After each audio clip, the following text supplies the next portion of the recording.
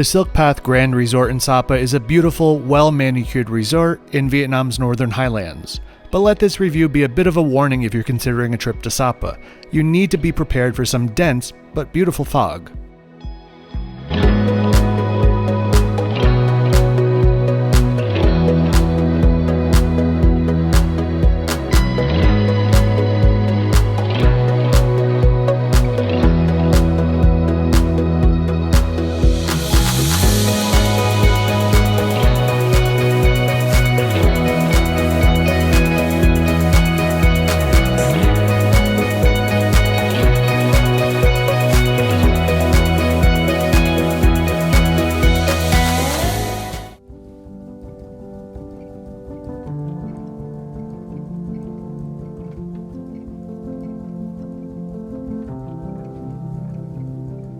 For the entirety of my stay at Silk Path, we were surrounded by unrelenting thick fog. Luckily, when I was staying at a different hotel later that week, I was able to get at least this overview shot.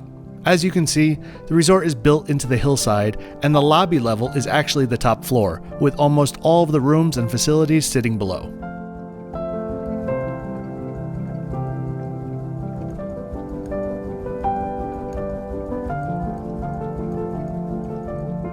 I don't mean this to be as critical as it might sound, but the design language of the resort was truly a bit all over the place. Starting with the opulent reception area that I can best describe as Vietnamese old money. The interiors were beautiful and well kept though, but I'm glad that there were also some understated and traditional design elements throughout the grounds, which we'll see in a bit.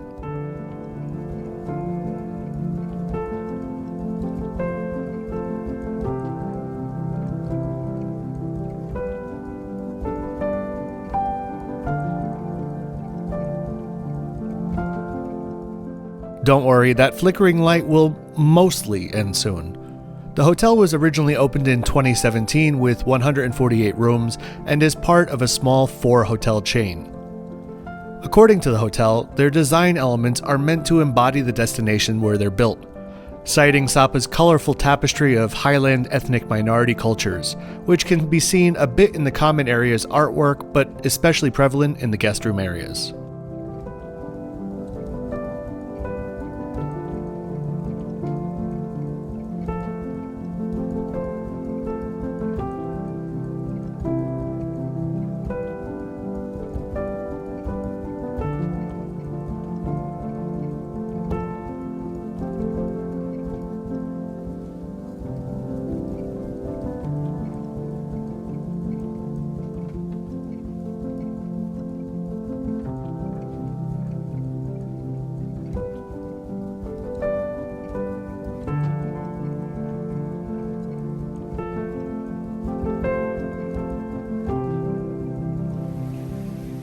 Now, bear with me, if you can imagine for a second a beautiful view of the Sapa Highlands unfolding before you in the background, you can understand why this outdoor terrace would be so inviting.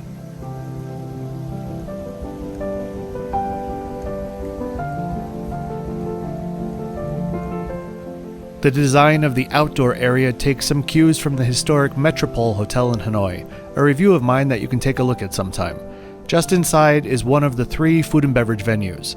This one being a small cafe that is open throughout the day with a plethora of different seating areas, photo spots, and activities. Besides this, there are 2 other restaurants, including Samu, which is coming up later in this video.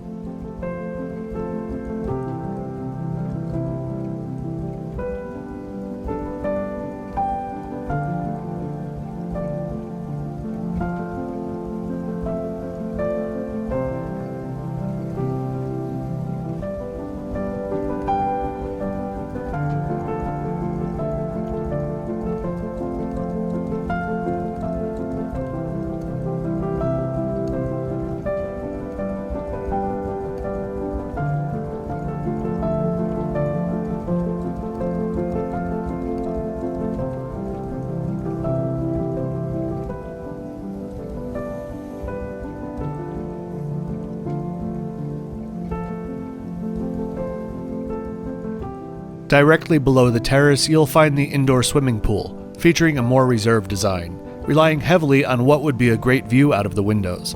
That being said though, it is clear that Silk Path and also the M Gallery Hotel a few blocks away were both designed with the fog in mind. Both resorts feel cozier and even more inviting in the fog.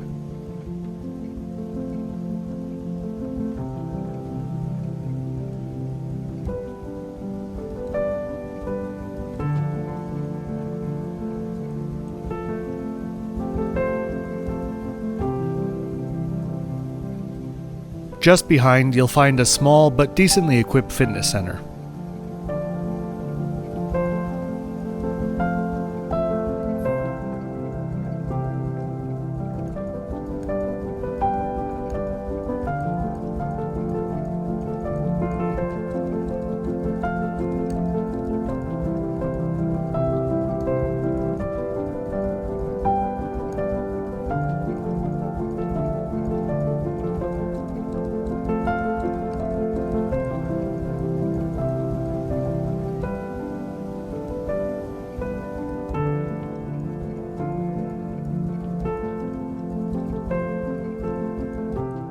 Below the pool area, you will find a quiet and serene spa area. The reception is well decorated, but due to strict COVID-related scheduling protocols the hotel was following, I wasn't able to get a closer look at the treatment rooms.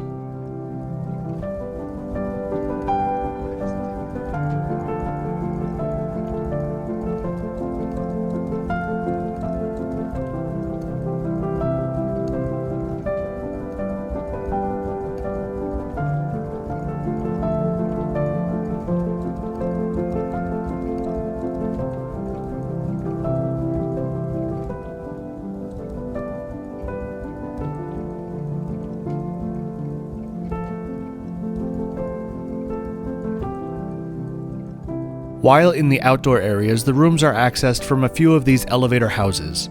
One level down, we find a massive elevator lobby, which got a bit smaller with each level that you went down.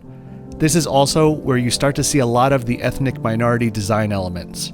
The tapestries you see all around the resort are in the style of the Hmong people who live in the northern highlands of Vietnam, as well as neighboring Laos, China, and Thailand.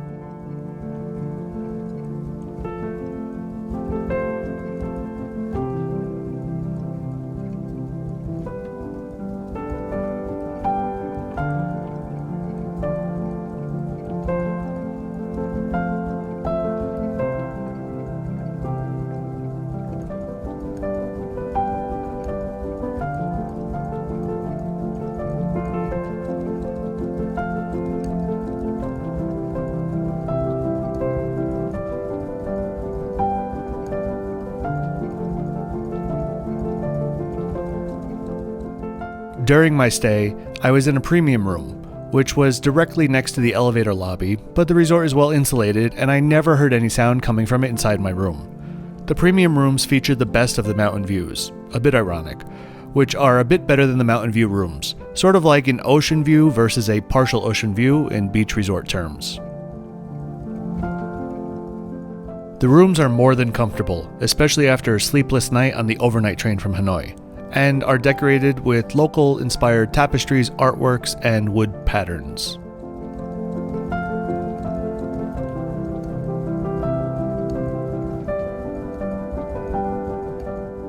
The small desk area has a beautiful inlaid wood top pattern that you'll find throughout the room and universal power sockets, which are pretty common in Vietnam these days.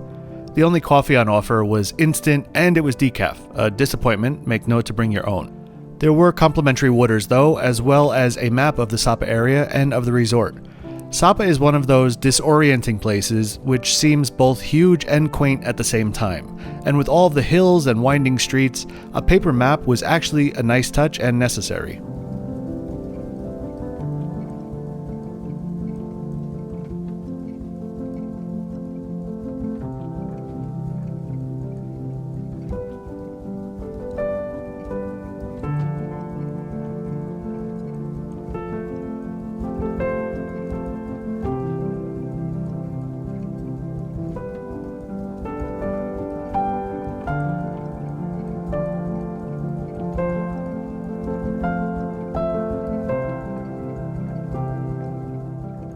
I'll admit that when I was researching hotels in Sapa, I thought the rooms here lacked a bit of something and weren't too comfortable looking with all of the cool tones, but I was happily very wrong. The cool tones complemented the weather well, and the rooms had all of the conveniences you need, as well as a really great amount of storage space.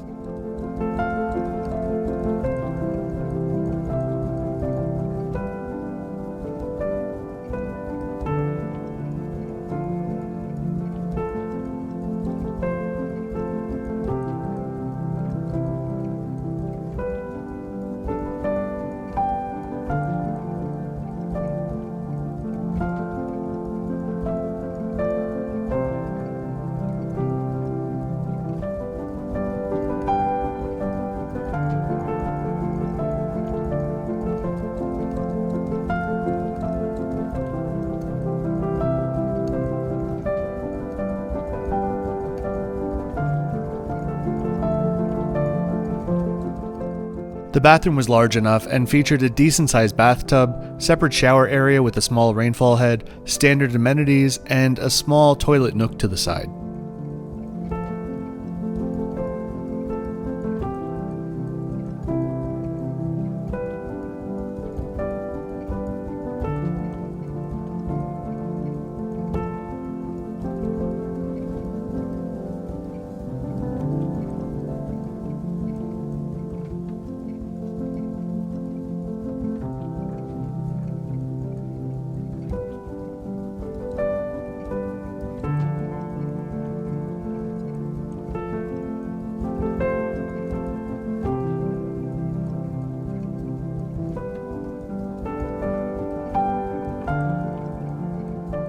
Finally, we have the balcony.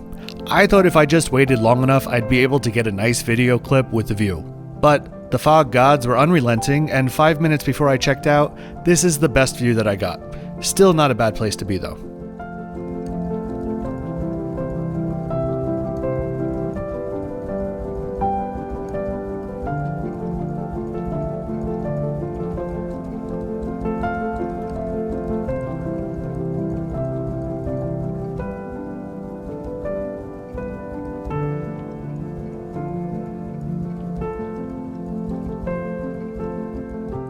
Our final stop today is at the Samu restaurant, which features a menu of local Hmong and Vietnamese dishes for lunch and dinner, as well as an extensive breakfast buffet.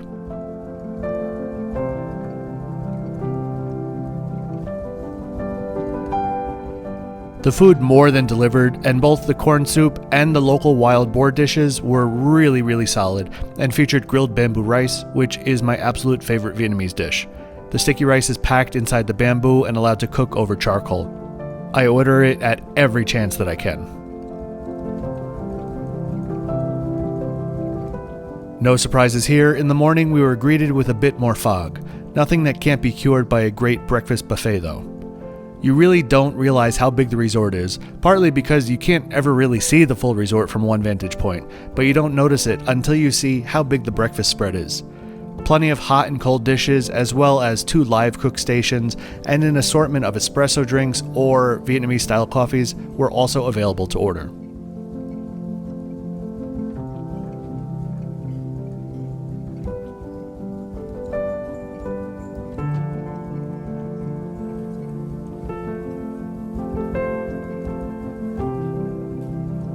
One last thing to mention, the resort also has a continuous buggy shuttle between the resort and the center of town. It is definitely walkable, but with the steep hills and the limited sidewalks, most guests rely on the shuttle.